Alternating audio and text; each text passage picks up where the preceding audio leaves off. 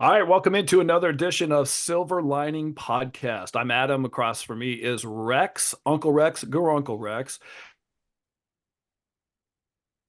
That I love about our community and Optimist is that I feel like we are family. And Rex and I said the direction of our podcast, we really want to try to figure out how people can heal from their own life tragedies, as Rex and I have healed from ours, or healing from ours. And so, first of all, Debbie, how long have you been an optimist? Where are you from? Give us a little background of you, real quick. And it's nice to meet you. We're all family here. That's right. Um, an optimist. I have probably been an optimist my whole life, which, Love it. yeah. I'm originally from New York and I moved out here to Southern Utah in 1999. So I've been here a quarter century. Watched a lot of changes and seen a lot of things. Yeah, I have a 14-year-old daughter and a son and my husband, and we're just a small family in a ever growing town. Yeah, Southern Utah is growing like crazy. Everybody from California is finding out how great it is. I have friends I grew up with in Southern California. They came to visit me when I lived in St. George. They're like, "Why didn't you tell me?" And I was like, "This is why." They all bought houses and started moving out there. Yep. So yeah, it's growing pretty fast. Well, being part of our community and being an optimist and those kinds of things, we love that. But obviously, you've had some things happen in your life to where you can, help maybe somebody who's listening with something they're going through. And so, Rex, do you want to go through that with her? Yeah, well, Debbie is a friend of Lisa's. They've known each other. I don't know how long they've known each other. Debbie, A you long time. can probably longer than I've known Lisa. Oh, So wow. you can tell us about that. And Lisa said, Rex, you need to have Debbie on the show because for the reason you said, Adam, there Yeah. are so many people she can help with her story. And unfortunately, the story is a tragic one. Just like everyone we have on, including us, we're on here because we have tragedy, and the rest of us want to hear the stories. We want to hear how people deal with them and what they do about it. And so, Debbie, let me just turn it over to you. I won't try to pretend like I know a lot about it. You know it all. Tell us what you're willing to about what you faced and what you did with it. Well, thank you. Um, it was 8 years ago yesterday Hmm. that something pretty tragic happened in our life after about 2 years of a custody battle between my son and his ex. Um, his ex and her two friends broke into our home, kidnapped him in the middle of the night, and took him to the Arizona mountains. And if you know what the temperature is here, you can imagine how the temperature is high in the mountains too. Um, and he ended up dying from the elements, and because they wouldn't tell us where they had taken him. The Did they take long him and just drop him off there? Did they they tie him up or? they tied him up, they let him go, they did whatever they did, and I honestly to this day probably will never know the extent Hmm. to what happened, all in an effort to gain custody back of her daughter, which was quite an odd way to do that and handle that. But her daughter, their daughter, was 6 years old, and she lost both her parents that day. And so now we're raising her. We've adopted her in 2019. So in the 8 years that um, we've been dealing with the fallout from all of this, because it's been an enormous amount, we decided that immediately that we needed to find some joy, some gratitude in it. And that was extremely hard to do at first. So this being a domestic violence, domestic homicide, um, there was 2 years prior to it all happening that the mother was on supervised visitation. I was the supervisor for their visitations. And I looked all the time for a place that could be a third party to supervise, that's not involved in the situation. As a grandparent, I had my feelings, I had my emotions to deal with, and she wasn't happy about being in that position, and so on and so forth. I remember in the middle of the night being woken up by the police department doing a welfare check on our granddaughter. And I just pled with them, please tell me where can I send this to be a safe place? Somebody who doesn't have any interest in it, that they can manage the supervised visitation. And there literally were no resources for that. None. The only resource that there were the Child and Family Services, and you had to have an open case for Child and Family Services to use their facility. Otherwise, there was nothing. And realizing that emotionally charged situations like that can cause so much drama and so much stress on the families and people involved, fear for safety, etc. After my son passed, and we were probably a year into trials for I met a woman in the elevator at the courthouse, and she introduced herself to me, and her name was Susan Abbott. And she said, I think we need to talk. We have similar situations. She was raising her grandchildren. So we did. We talked, and we had about a 3-hour lunch one day, and decided we have way more in common than just that, and that she was longing to do something in the community to help, and so was I. And that's when we came together and we formed a nonprofit organization called the Blue Butterfly House. And what that is it is a safe haven, a supervised visitation center that the courts can issue in a order that the supervised parent needs to use that facility. And it's becoming more and more used in the courts now. You'll see our name on protective orders and different things like that. And so now it has been in full swing for about 6 years.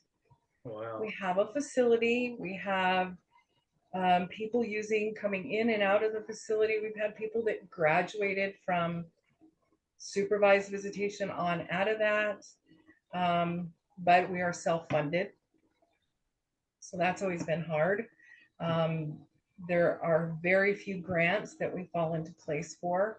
And so we've had a hard time getting that. So the community funds us. We do fundraisers all the time. And it's needed.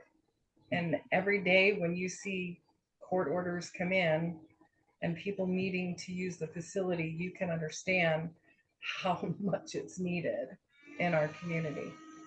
So no money comes in with a court order. Yeah. The Sometimes courts aren't paying for it, the government. Sometimes the attorneys will call. Sometimes victim advocates will reach out, or they'll put it in the protective orders and things. So it comes from various different places. It could be just a regular member of the community that just needs a service like that. It's kind of some days we're full, and some days we're got a waiting list, and so on and so forth. So it's one of those things we never actually understood how needed it was. And now that it is that needed, we have to keep it open, because if we don't, that resource going away would really hurt families. It's safe, it's secure. We did a lot of research to open it.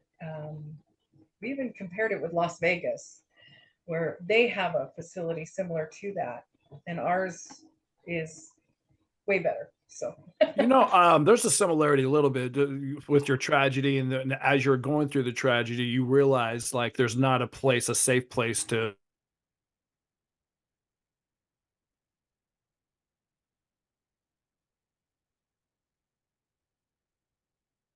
was you and I would go to this lunch, let's talk about it, let's open up this place for other people because they're going to be going through the same thing that you went through, and you're like, well, if we open up a place, there is going to be a place for them. It's yeah, kind of like Rex and I started this podcast, and we did it originally to write the book. And then when we found out that there were so many people that sent us messages, I was like, we need this. We need your podcast. This is something that's helping us heal. That Rex and I were like going to do 10 podcasts. We're not podcasters. Uh, but we said the same thing. We had a private meeting. We're like, we can't walk away from this. There's people that want this. And so our silver lining was, let's do this podcast if it can help other people. You've started this other thing for visitation, the visitations. So I feel like sometimes when we go through our tragedies in our life, and uh, just a thought comes to mind, using your conscience, your inner conscience, thinking about, oh, this sounds right, this sounds something good. You went forward and did it, and it's different to say that and actually do it, like the actions. And like you said, it's hard. There's doing a podcast 2 days a week for Rex and I, we're like, we're doing two jobs and we're doing this, but we feel like it's necessary, just like you feel like it's necessary to do what you're doing, to help other people. So I feel like there's some things that are going on that we have in common. yeah, it is the truth. It's like when we sat down with a group full of people. We had the chief of police, we had school counselors, we had CASA workers from the court, we had a myriad of people, and we all sat down and we went, what is needed in our community? We know we need to do something, and everyone had a need, and we were like, this might be a little overwhelming. We really need to hone this in. And this is where we found out that we fit the niche. We knew what we were doing, what we wanted it to look like, because as you said, it wasn't available to us. And this Mhm. is what we needed and why. And so the way we have it set up, it's secure. We have volunteers that come in and sit with the um, people that are being supervised. It's all videotaped. It's all audio taped. It's foolproof to a point. Yeah. And that's what's needed, unfortunately, to discharge all the emotional aspects of this that can lead to things like domestic violence or domestic homicide. Yeah. And that's how we felt about it. Yeah. It was quite triggering for me being there. So I've stepped aside from the daily activities of it and working in a different focus area for myself. Um, but Susan is still the director and she's still running it. It's going strong. We do fundraising together and we do things like that. And it just was the starting point to finding our silver lining, if you will, just the starting point of what we can do, giving back to somebody you don't even know. um, there's so much gratitude in that and so much good it does for my soul that I knew there was more I could do. Real quick. So just going back to your story, and I don't really know the whole story for you, but you're losing your son, because his ex-wife brought some friends and kidnapped him, took him out to the mountains and, you know, tied him up, and then freed him. And you don't know exactly what happened, but he died in the elements, right? Rex and I don't know all the details of all the people in our family that have died. We don't know all the details of it. So we try to wrap our brains around how to deal with not knowing, like you probably do.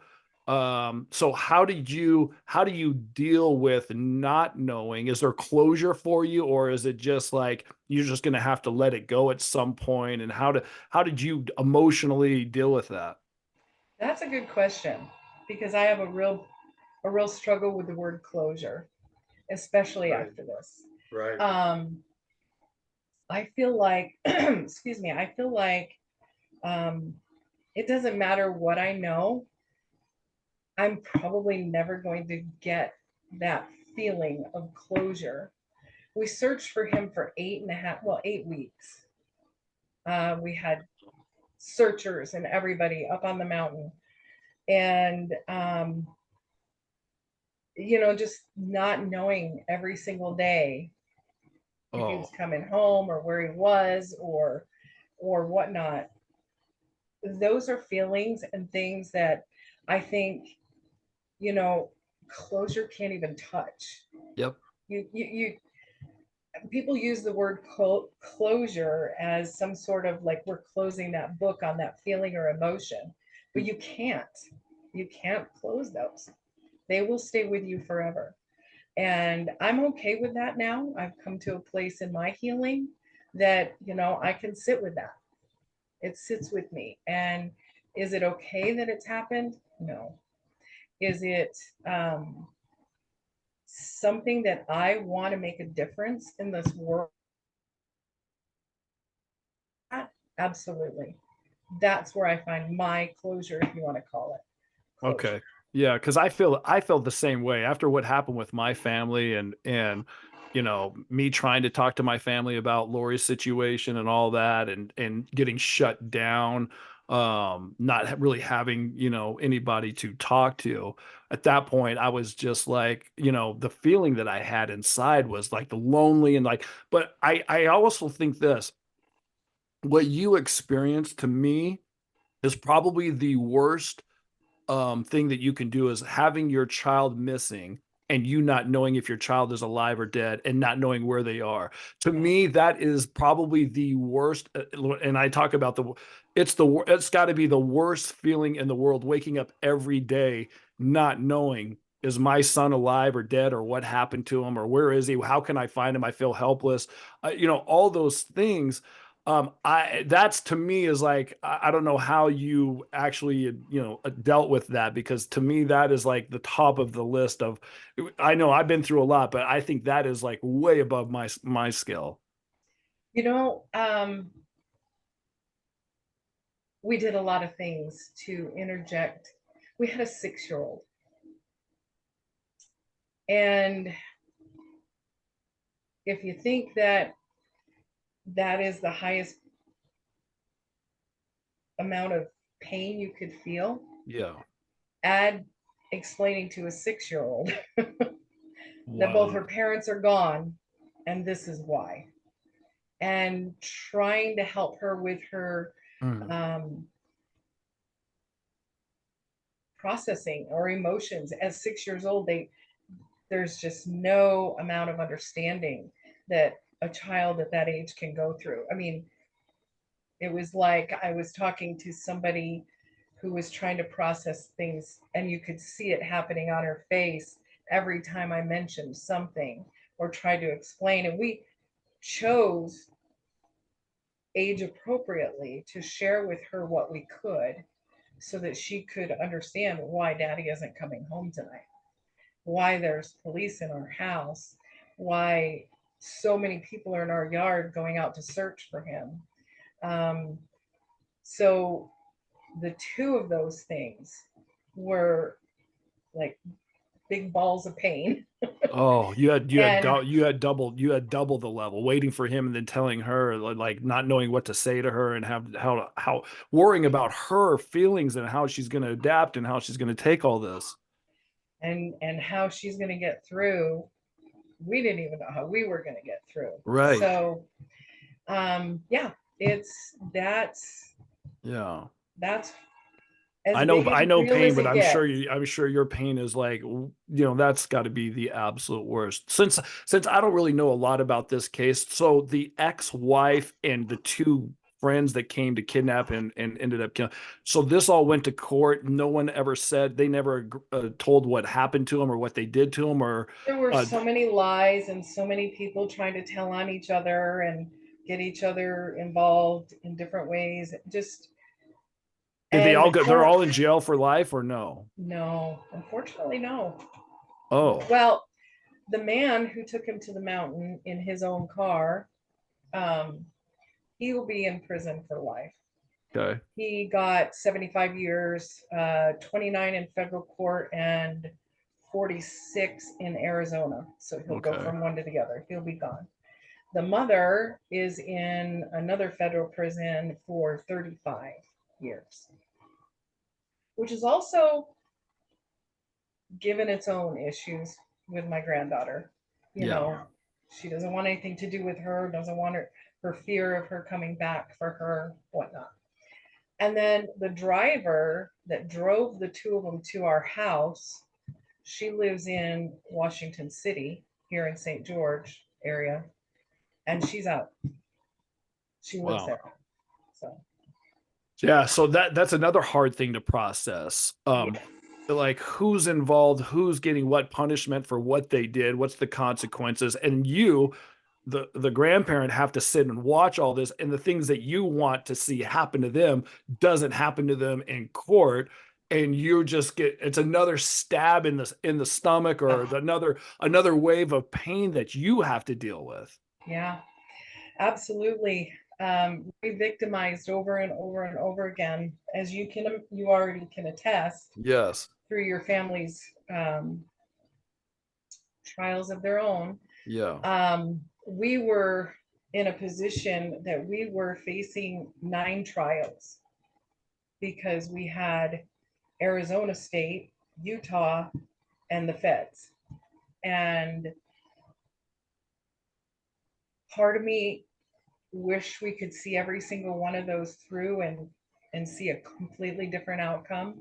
And the other part of me was, I need to be whole again so I can raise this child Hmm. in an effective way, that she's going to grow up and be, an amazing human. That was my goal. I don't know if I could literally live through that. And so when they offered global plea deals, we really sat with those hard and and really decided if this is something we could live with. So, Hmm. and it was. Well, So when it comes to grief, you said that you told Rex and I that you started a grief coaching, where so many people in life have grief in their life, Absolutely. and Rex and I have talked to, lots of optimists on our podcast and stuff that have gone through terrible things just like you have. And how to deal with the grief is really the goal for us, is how do we go from getting kicked and stabbed in the stomach and all these things, that the pain that we feel, how do we absorb it, and then live it, just wake up and get out of bed, sometimes get out of Yeah, bed and go forward every day. With your experience with these grief groups that you have, give us some things that have helped other people or have helped you, or some things that maybe somebody who's listening right now that has a ton of grief might try, or maybe or maybe mention, if there's a place where people can go. absolutely. Thank you. That's as I started my healing journey. I did so quite publicly because I was raising money. I was for the Blue Butterfly House. I was in the public a lot, and people started to say, "How did you do it? I don't even know where to begin." Friends would come out of the woodwork, and things just started to fall into place. And I decided that, I really had to take a hard, long look at how I did it, because sometimes you're just going through the motions of every day.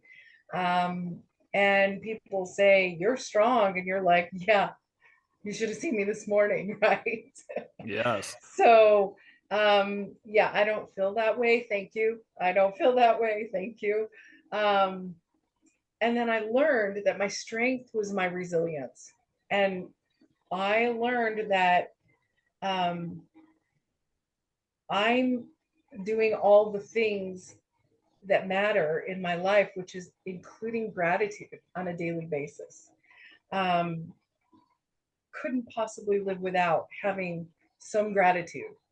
Um, and as you start doing, like, I journal. That's my biggest thing. I journal. I started with that. A friend of mine said, you need to put pen to paper. And I went, oh, yeah, okay. And when I did, I found out that it was like, wow, my hand would write things that my mind would tell it. And before I knew it, I'm like, it's like, I open my mouth and I sound like my mother kind of thing. Well, I'm writing and I'm like, where did you come from? Right. you know?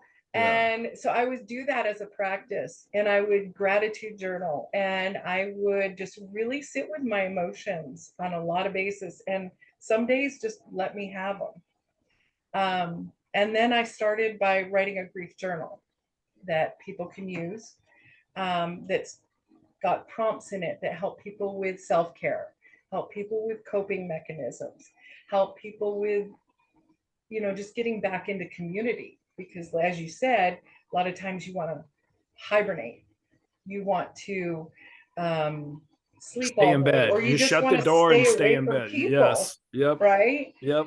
And so this was not only a way to give honor to the person or persons that you've lost, but it was also a way to bring you back in to life. Um, because at some point in your healing, that's going to happen if you continue to do these things. So, that being said, I started working with people and their grief, my journal. And in the meantime, in the last 2 years, I've been writing my memoir so that I can help people, hopefully, um, learn more about domestic violence, learn more about domestic homicide, learn more about our situation, and hopefully it helps somebody. In the meantime, I'm doing other things too. So, grief groups where we get together and we just learn a few things about ourselves. I would say my most um, my most favorite meeting that we do is about beliefs. And when we do these groups, we not only share about our loved ones and honor them, but we actually try to learn a little something about ourselves. And beliefs, we don't know where they come from sometimes because they've been since we were a child. We don't even know when we got them. Um, but when we start to break down beliefs, we can start to understand a little bit more about our grief and why it exists and how we can live with it. Because honestly, it's my opinion, it will never go away, but we can live with it.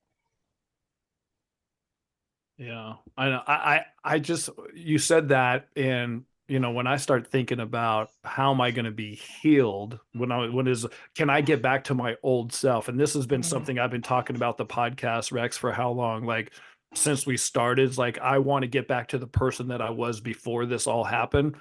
And that was my goal, but I don't know if I can, just because of all the stuff I took in, like you said.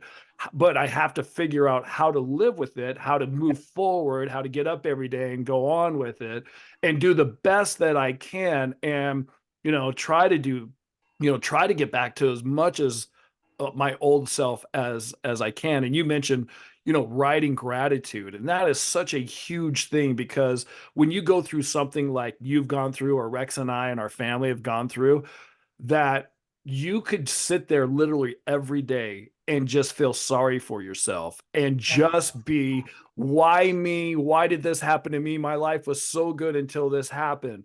Why did this happen to me? Instead of reversing that and be like, I got a body. I'm not in the hospital with cancer right now. I have all these, gifts that I think God has given me to do for, to help other people and, all these things. So writing gratitude, writing it down, like you said, writing just in general for Rex and I, writing this book was very therapeutic for Yeah, us. And I think we've had that a lot in common with a lot of the people we've had on as guests.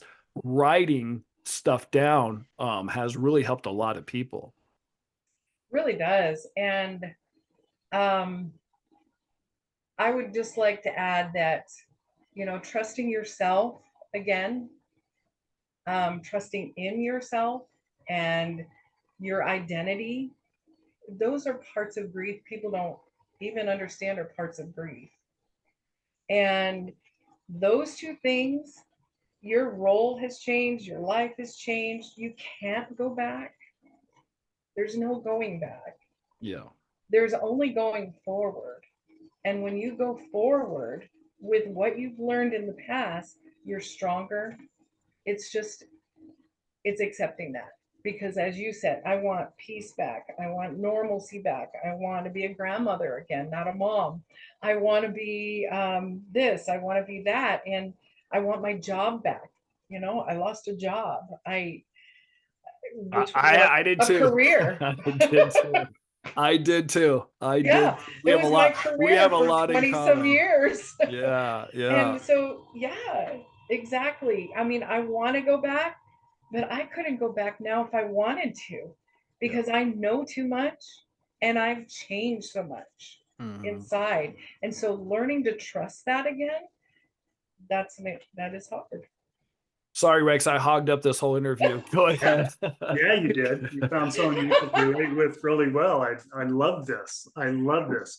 Debbie, what you have done is so inspiring. And that's not the end of it, though, because you are still going strong. A lot of us wouldn't even be able to do what you did with the butterfly house, and keep going with that when you didn't want to keep going. I'm sure a lot of times you're, have you written a book? You said Yeah, you're writing your memoirs. yeah, I published it a couple of months ago.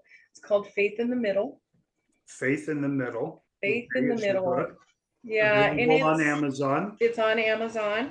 It's got a beautiful picture of my daughter on it. That is Oh, Um, that's great. it's Faith is her middle name, mm-hmm. and Faith is absolutely what's got us through. So it's always been in the middle of everything that we do. And it's about a journey of myself. I was a victim in my first marriage of domestic violence and I was almost killed. My new marriage, which is now 30 some odd years old, but coming through that into a new marriage, having my son in our lives and losing him the way that we did, it's really brought me through a lot of emotions, and I have really had to work hard on healing. Where before I might have just, put it in the background of my mind, and there's a folder back there with your first marriage on it. And um, everything that I've done has triggered that folder open. And writing this book has been extremely therapeutic. Mm-hmm. And speaking about my domestic violence and my own has been very therapeutic as well. I've not told a lot of people a lot of the things in my life. And so this book was kind of vulnerable for me Right. in many ways, but if I've vowed that it helps one person that I don't even know, I don't even have to know that it's helped somebody, then I've done my job because I Yeah. was prompted to do this. Yep. Well, you've been prompted to do quite a bit, and it sounds like those promptings haven't ended because you're still going strong. So Still going strong. My resilient living coach business is just starting, and I see big things for it. So let's I talk know, about that just a second. the resilient living coaching job. Going back, we had a brief conversation before we started the recording on this podcast. Tell us about imposter syndrome and what you learned about that. Well, again, my prompts. I some of those are in my book, and it's kind of fun to go back and revisit those. But I have been given many prompts, and one of them was By prompts, you're talking about spiritual my prompts. spiritual prompts, Whatever in my life gives whatever us that is. that insight. Yeah, Right. absolutely. I'll get these prompts that'll say you need to do this or you need to do that. And um, one of them was grief counseling or grief coaching. And I wanted to look into different avenues. And so I took some classes and I became certified grief coach. And I just felt right. Everything about it just felt so right. And I'm now offering grief, I call them grief circles, but they're support groups every other week in my office, and it's held in a therapist's office. And I said to my therapist friends that, I don't have the background that you have. I'm not a counselor, I'm not a therapist. And I was just really feeling that imposter syndrome. I was like, I can't do this. I don't want to seem I don't know, uneducated, unworthy of this title. And one of my friends looked at me and she goes, you have what I don't have. I might have all the credentials, but you have the experience, and nothing replaces that. And that experience is important for people to hear. Mm-hmm. And so I keep doing it. Yeah. Well, I'm amazed by it. Let's be clear about what that experience is. The experience is the grief you've gone through. Yeah, That's what they're talking about specifically. You haven't specifically the grief. Yes. you haven't Yes. just learned about grief from taking a few classes, as you said. You learned about it through the crucible. Yep. Yes. And hopefully, what happens next with this is that we help a lot of people realize that they're strong and resilient and they can do this. Well, I'm amazed. I'm amazed by, your first marriage, domestic violence, then your son, you lose him to domestic violence. So your experience with that, the grief that you've gone through is, through the roof, where you're missing your kid for eight weeks and not knowing where he is. To me, that, like I told you, that's at the top of the threshold for emotional pain. It has to be like the most. So for you to not just wake up every day and get out of bed, but then to constant and you live life and write books and help other people and start this other deal that you've done. I mean, we've had some optimists on that are just so strong, and you're one of those too. And when people tell you, like, look, you're really strong, you really are strong, even though you don't see it because you're just like, I'm just trying to go through life. But when you hear your story, and I guarantee there's women that are watching this right now that have been through domestic violence that identify with you and that maybe you can help them. So, I mean, Rex and I are always trying to do podcasts where we can help other people that have grief or going through something. So you are perfect with sharing your life with us and the things that you've done and the things that you're going to continue to do in the future and all the silver linings that go along with it. I'm super impressed. And thank you so much for coming on with us. Absolutely. And Absolutely.